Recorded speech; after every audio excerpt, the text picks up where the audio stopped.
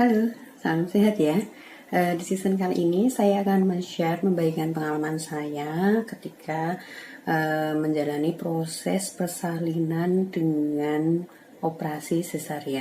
Tapi sebelumnya yang belum subscribe channel Medistory, di subscribe dulu di bawah ini dan jangan lupa di share di banyak tempat agar video ini lebih bermanfaat. Di season kali ini terkhusus saya akan membuat video mengenai pengalaman saya pribadi ketika kemarin saya melakukan proses persalinan dengan operasi sesarian. Memang banyak kalangan orang-orang masyarakat yang masih menyebut kalau orang yang melakukan proses persalinan secara sesar dianggap sebagai ibu yang kurang sempurna. Operasi sesar juga merupakan proses persalinan yang bertaruh nyawa, baik itu dalam proses operasinya dan juga pasca pemulihan atau pasca operasi yang membutuhkan waktu pemulihan yang lebih lama dibandingkan dengan melahirkan secara normal.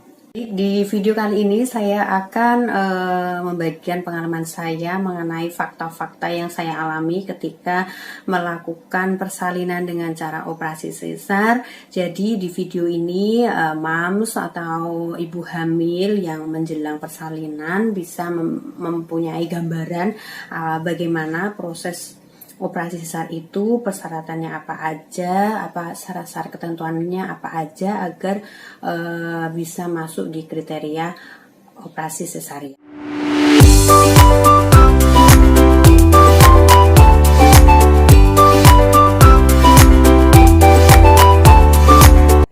Jadi ketika usia kehamilan saya itu di 39 minggu dan saya sudah ada tanda-tanda persalinan, kontraksi sudah mulai sering dan sebagainya. Tetapi di kala itu memang belum adanya kontraksi yang lebih kuat ya. 39 minggu itu saya mengalami ketuban merembes ya, di pagi hari setengah 6 kalau nggak salah itu ketuban saya merembes dan setengah 10 masih merembes lagi. Jadi saya bertekad untuk setengah 10 itu langsung menuju ke rumah sakit di tempat saya bersalin. Di sana bener dong, itu adalah ketuban yang merembes. Jadi karena memang usia kehamilan saya itu sudah cukup bulan, dari perawat dan dokternya juga menyarankan kalau saya dilakukan PACU selama 24 jam sampai ada pembukaan dan ada kemajuan. Di situ saya diberikan PACU atau diberi oksitosin di drip melalui infus ya, itu selama 24 jam. Dalam proses induksi itu saya tidak mengalami yang namanya itu sesakit orang yang berkata kalau diinduksi atau dipacu itu sakitnya bukan main. Saya tidak mengalaminya karena dalam proses induksi atau pacu saya ketika nyeri itu saya tarik nafas dan keluar dari mulut dan itu sangat membantu untuk mengurangi rasa sakit dan tidak merasakan apa-apa. Itu untuk kekebalan tubuh saya ya, kekebalan rasa sakit saya tidak merasakan apa-apa. Kemudian ketika dilakukan proses pemeriksaan dalam memang pada saat itu saya belum ada pembukaan sama sekali dan juga leher rahim saya masih tebal. Dicek lagi sampai satu malam itu ya, satu malam hampir 24 jam keesokan harinya itu memang dicek lagi leher rahim sudah mulai menipis ya, sudah lunak, tapi masih pembukaan masih seujung jari dan juga masih retro atas. Itu pembukaan 10 itu masih jauh. Dalam proses pacu atau induksi itu saya selalu mantau DJJ bayi saya karena di rumah sakit yang di tempat saya bersalin ini belum ada alat namanya CTG ya. Jadi saya mengandalkan DJJ dari detak jantung janin bayi saya. Jadi ketika pemeriksaan pertama kali DJJ bayi saya masih bagus ya, masih kondisi 130, 127, 131, 137 masih bagus, saya masih nyaman-nyaman aja ya. Tetapi di esokan harinya hampir 24 jam itu DJJ bayi saya itu menginjak 157. Worry dong karena normalnya DJJ bayi itu sekitar 120 sampai 160. Tetapi kalau menurut saya karena ini sudah hampir 24 jam dan sudah hampir habis 3 infus ya, 3 botol infus drip dengan pacu oksitosin, itu saya worry sekali dan saya memutuskan dengan suami saya untuk mundur ya, untuk mundur dalam proses persalinan normal, dan saya memang bertekad untuk melakukan operasi sesar. Penting ya, dijiji bayi itu sangat penting bagi mams yang melakukan persalinan dengan induksi ya atau dipacu.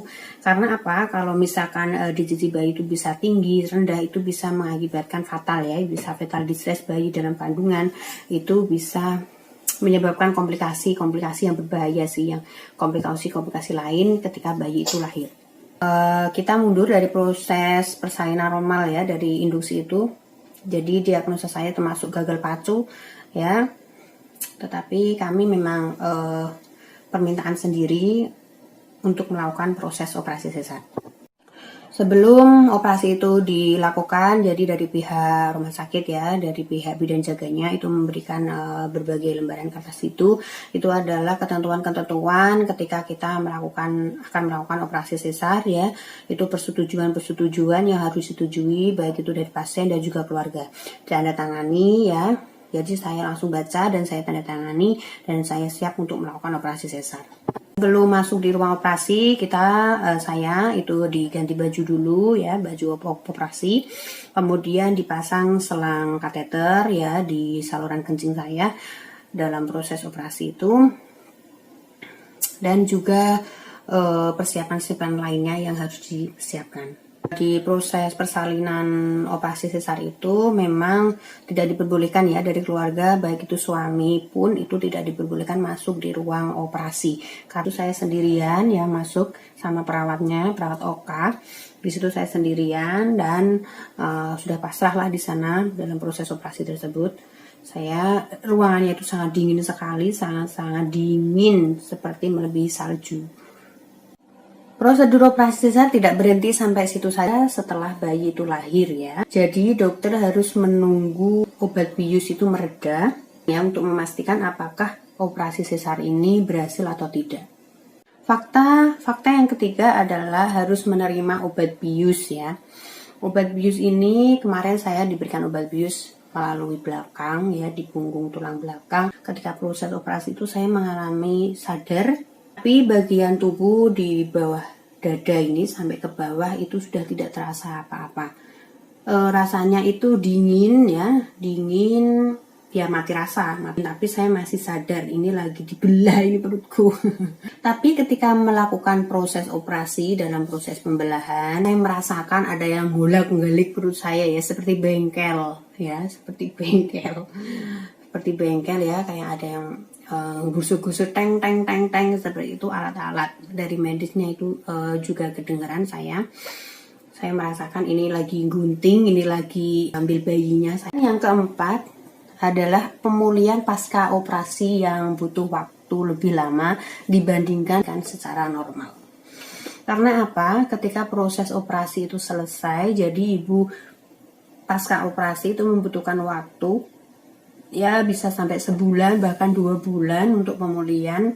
Karena apakah setelah melakukan operasi sesar itu badan itu terasa dingin ya, dingin sekali, seperti salju ya, masih badan itu sekujur salju dan juga lemes ya. Setelah proses pasca operasi itu tidak langsung bisa gerak ya, ketika selesai operasi itu badan saya kaku, dingin, tidak merasakan apa-apa dan saya sudah pasrah ya.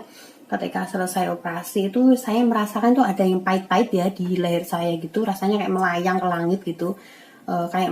langit gitu, nggak ngerasa apa. Saya rasanya itu ada di awan-awan gitu, ada di awan terbang. Itu memang orang yang belum pernah mengalami operasi sesar ya, itu antara percaya dan nggak percaya. Tapi hal ini bisa Anda sebagai patokan ya, atau sebagai gambaran seperti itu ya operasi sesar. Jadi saya mengalami lemes dan juga saya itu udah nggak bisa gerak lah, terserah, saya pasrah, nggak tahu itu. Setelah saya selesai penjahitan itu ya, jadi suami saya baru bisa jenguk saya ya, menghampiri saya ditanya gimana mah, ini rasanya seperti apa, gimana, ada yang sakit belah mana. Saya mah udah. Jadi ketika masuk di ruang pasca bersalin itu saya masih merasakan tidak nyaman sekali ya, tidak bisa belok ke kanan, belok ke kiri, masih kaku semua, dan apalagi di bekas luka operasi itu masih sakit ya, dan masih sakit semua sih sebawah ini karena masih pengaruh obat bius. Ya, begitulah faktanya dari proses bersalin secara operasi sesar. Jadi semua mengalami proses persalinan, baik itu melahirkan normal atau operasi sesar, itu sama-sama menaruhkan nyawa ya demi perjuangan untuk melahirkan sang bayi.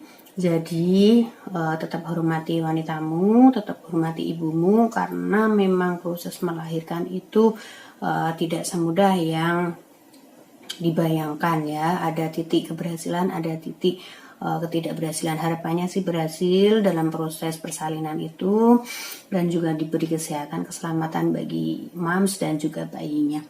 Baik, begitu gambaran dari proses operasi sesar yang saya alami. Semoga mams yang mau melakukan operasi sesar, kalau tidak ada indikasi yang patut untuk dilakukan operasi, saran saya tetap menunggu ya sampai lahiran normal atau melakukan proses persalinan normal ya, karena memang operasi sesar merupakan operasi mayor, dan itu tingkat resiko tingginya lebih banyak ya daripada melahirkan secara normal.